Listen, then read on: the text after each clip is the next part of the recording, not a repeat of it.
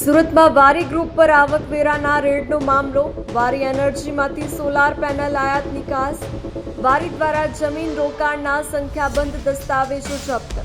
IT વિભાગે digital સાધનો trail સંબંધિત દસ્તાવેજો પણ જપ્ત કર્યા.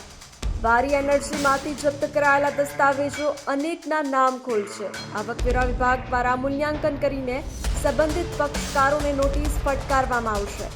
આઈટીના દરોડામાં સુરત નવસારીના 2, વલસાડનો 1 બિલ્ડર તથા હવાલા ઓપરેટર આઈટીની અડફેટે ચડી ગયા. પ્લાન્ટ શરૂ થયાના 7 મહિનામાં વારી ગ્રુપ પર ચડેલા દરોડાથી ખળભળાટ.